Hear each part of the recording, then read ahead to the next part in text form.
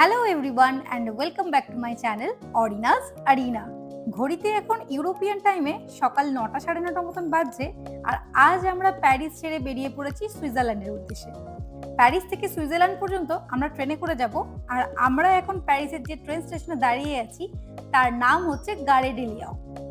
ওই যে বোর্ডটাকে দেখতে পাচ্ছেন, ওখানেই আমাদের ট্রেনের ট্র্যাক নাম্বার দেখানো হবে। আর সাধারণত ট্রেন টাইমের 20 মিনিটস আগে ট্র্যাক নাম্বার কনফার্ম করা হয়। আর এই যে এখানে 21, 23, 19 নাম্বারগুলো লেখা দেখছেন, এগুলোই হচ্ছে ট্র্যাক নাম্বার। এই যে প্ল্যাটফর্মে ঢোকার আগে যে মেশিনগুলো দেখছেন, এই মেশিনগুলোতে টিকিটের যে কিউআর কোড আছে সেটাকে স্ক্যান করে তবেই ভেতরে ঢোকা যেতে পারে। এই হচ্ছে আমাদের সুইজারল্যান্ড যাওয়ার ট্রেন। আর এটা একটা হাই স্পিড ট্রেন, যেটা প্রায় ঘন্টায় 300-350 কিলোমিটার বেগে দৌড়ায়। যাই হোক, এখান থেকে আমরা যেখানে যাব সেখানে পৌঁছাতে আমাদের সময় লাগবে মোটামুটি 5 ঘন্টার মতন, যার মধ্যে আমরা প্রথম 3 ঘন্টা এই হাই স্পিড ট্রেনে করে যাব। আর এই হাই স্পিড ট্রেনে করে গিয়ে আমরা পৌঁছাবো সুইজারল্যান্ডেরই একটা শহর যার নাম হচ্ছে বেসেল। আর সেখান থেকে ট্রেন নিয়ে পরের 2 ঘন্টাতে আমরা গিয়ে পৌঁছাবো সুইজারল্যান্ডের আরেকটা শহর যার নাম হচ্ছে ইন্টারলেকেন।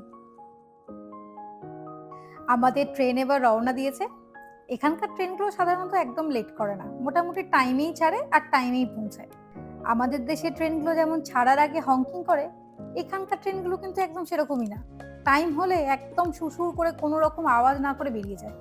আর ট্রেন ছাড়ার ঠিক 5-10 সেকেন্ড মতন আগে ট্রেনের সমস্ত দরজা পুরোপুরি লক হয়ে যায়। তাই ট্রেনের পেছনে দৌড়ে গিয়ে ট্রেন ধরার কোনো চান্সই নেই এখানে। আমি এই প্রথমবার হাই স্পিড ট্রেনে চড়ছি। প্রথমের দিকে ভাবছিলাম কি জানি কি হবে, প্রচুর হয়তো ঝাঁকুনি হবে, শব্দ হবে, বাইরের দিকের গাছপালাগুলো চোখের সামনে থেকে হয়তো শর্ট করে সরে যাবে। কিন্তু চড়ার পর মনে হচ্ছে না, একদমই সেরকম কিছু না। বাইরের এই সুন্দর দৃশ্য দেখতে দেখতে ট্রেন কখন আগিয়ে চলেছে সেটা বুঝতেই পারছি না। চলুন, দীর্ঘ 3 ঘন্টা জার্নি করার পর আমরা পৌঁছে গেছি বেসেলে। আর এখান থেকে আমরা নেক্সট ট্রেন নিয়ে যাব ইন্টারলেকেন। আনফরচুনেটলি যে ট্রেন আমাদের ইন্টারলেকেন পর্যন্ত নিয়ে যাওয়ার কথা, সেই ট্রেন আসছে জার্মানি থেকে। আর সেটা কোনো টেকনিক্যাল কারণের জন্য এখনো অবধি পৌঁছায়নি, পৌঁছাতে আরো লেট হবে। তাই আমরা যারা বেসেল থেকে ইন্টারলেকেন পর্যন্ত যাব তাদের জন্য একটা স্পেশাল ট্রেনের ব্যবস্থা করা হয়েছে, যাতে আমরা আমাদের টাইম অনুযায়ী ইন্টারলেকেনে পৌঁছে যেতে পারি। এই যে ব্যাপারটা, এটা কিন্তু আমার বেশ ভালো লাগলো। আমাদের দেশে সাধারণত ট্রেন যদি লেট হয়, যারা যাত্রী আছেন তাদেরকে ঘন্টার পর ঘন্টা স্টেশনে বসেই অপেক্ষা করতে হয়। এই দেশে দেখছি আবার স্পেশাল ট্রেনের ব্যবস্থা করা হচ্ছে। এই ব্যাপারটা একটু অন্যরকম লাগলো। আমাদের ট্রেন এবার যাত্রা শুরু করেছে। আর চোখের সামনে দেখুন পৃথিবীর ভূস্বর্গ সুইজারল্যান্ডের একটা অপূর্ব সুন্দর ভিউ।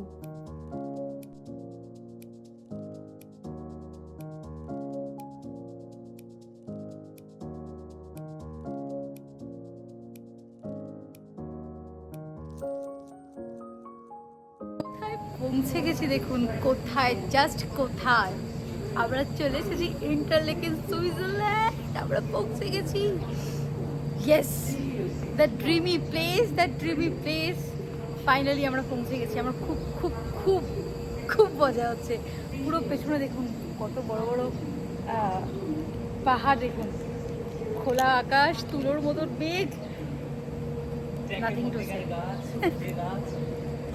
চারিদিকে গাছ, নীল জল। আসার সময় দেখলে তো ভিউটা কত সুন্দর ছিল। তো ফাইনালি সত্যি, হ্যাঁ, আমি প্রথমে ভাবছিলাম ঠান্ডা হবে, বাট ঠান্ডাও নেই।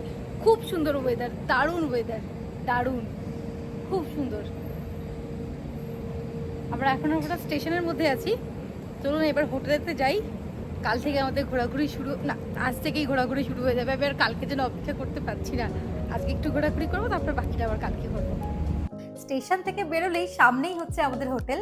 আমরা একটু স্টেশনের কাছাকাছি হোটেল নিয়েছি, কারণ আমরা সুইজারল্যান্ডে যে সমস্ত জায়গায় ঘুরতে যাব সেগুলো সমস্ত ট্রেনে করেই যাব।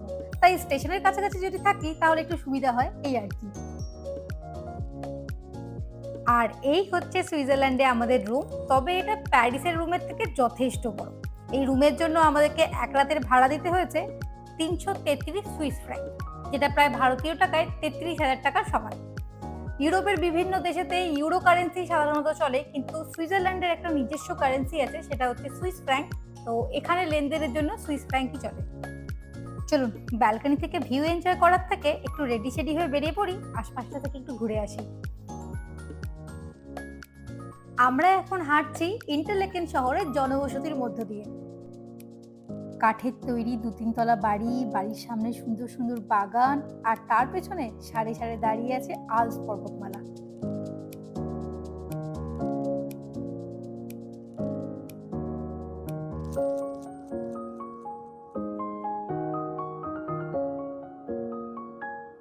এখানে দেখুন কত কাঠকে ছোট ছোট করে কেটে স্টোর করে রেখেছে।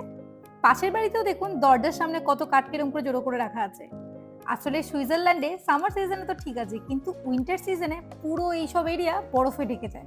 তাই প্রত্যেকেরই বাড়িতে আগুন জ্বালানোর জন্য ফায়ার প্লেস আছে, আর তখনই এই কাঠগুলোকে কাজে লাগানো হয়। সুইজারল্যান্ডে ঘোরার জন্য আমরা যে ইয়ুংফ্রাউ পাস নিয়েছি সেটা কাল সকাল থেকে অ্যাক্টিভ হবে, কিন্তু লাকিলি আজকেও আমাদের একটা পাস অ্যাক্টিভ আছে, সেটা হচ্ছে ইউরেল পাস। তাই ভাবছি ইন্টারলেকেন থেকে ট্রেন নিয়ে ইন্টারলেকেনেরই পাশে আর একটা গ্রাম আছে লটারব্রুনার নামে, চলুন সেখান থেকে ঘুরে আসি। শুনেছিলাম সুইজারল্যান্ডের ট্রেন জার্নি পৃথিবীর সবথেকে বিউটিফুল সুন্দর জার্নির মধ্যে একটা, আর আজকে চোখের সামনে সেই সৌন্দর্যটাকে দেখে আমি সত্যি আমার মন আনন্দে উল্লাসে ভরে উঠছে।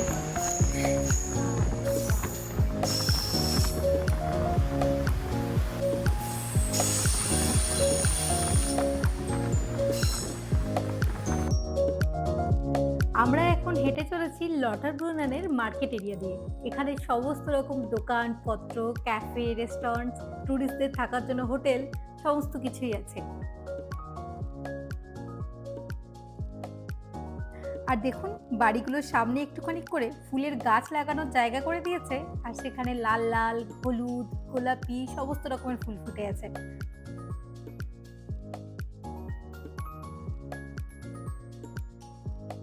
আর আছে এই বিউটিফুল ওয়াটারফলটা।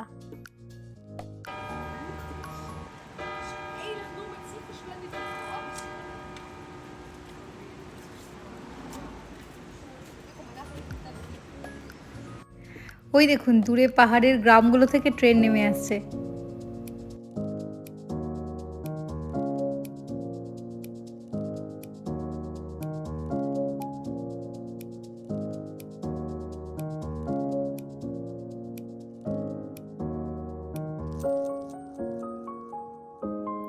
আমরা এখন হাঁটতে হাঁটতে গ্রামের ভেতর দিকটা চলে এসেছি, আর যে দিকটাই তাকাচ্ছি সেদিকটাই দেখে যেন মনে হচ্ছে রং তুলি দিয়ে আঁকা কোনো ছবি।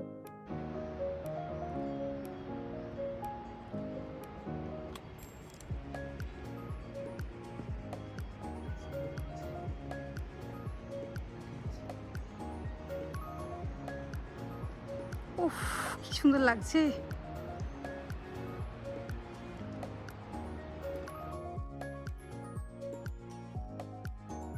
চলুন, সন্ধে বলতে গেলে হয়েই এলো, এবার হোটেলে ফিরি। এখনো সূর্যাস্ত জাস্ট এখনো যায়ওনি, হালকা একটু চাঁদ উঠেছে যা। পুরো মার্কেট আর্কেট সমস্ত কিছু বন্ধ হয়ে গেছে, সমস্ত কিছু ক্লোজ হয়ে গেছে। আমরা জানি না তাড়াতাড়ি ক্লোজ হয়ে যাবে। আমাদের রাতের ডিনারটাও করা হয়নি এখনো। সেটা রেল স্টেশনের কাছে। হ্যাঁ, এটা রেল স্টেশন, মেইন রেল স্টেশনের কাছে। এখানে সমস্ত কিছু বন্ধ হয়ে গেছে, আর মানুষজন দেখুন পুরো খালি হয়ে গেছে, কেউ কাউকে কোথাও দেখতে পাচ্ছি না। কি গো, আজ রাতে কি খাওয়া দাওয়া পাবো না? এদিক ওদিক অনেকটা ঘুরলাম, শেষে একটা রেস্টুরেন্ট পেয়েছি, অ্যান্ড খুশি এই জন্য কারণ ইন্ডিয়ান রেস্টুরেন্ট পেয়েছি। এই যে ইন্ডিয়ান রেস্টুরেন্ট, সমস্ত কিছু ইন্ডিয়ান মেনু, ভাত, মাংস সমস্ত কিছু আছে। হ্যাপি। এই তো আমাদের রাতের ডিনার চলে এসেছে, বাটার রুটি আর তার সাথে ল্যাম্ব কারি। উফ, কত দিন পর ইন্ডিয়ান খাবার খাচ্ছি। তো আজকের মতন দিনটা আমাদের এখানেই শেষ হচ্ছে। ডিনার করে হোটেলে যাব, এরপর একটু রেস্ট নেব, রাতে ঘুমাবো। কাল আবার নতুন দিন শুরু হবে। দেখা হবে আবার নেক্সট ব্লগে। ধন্যবাদ।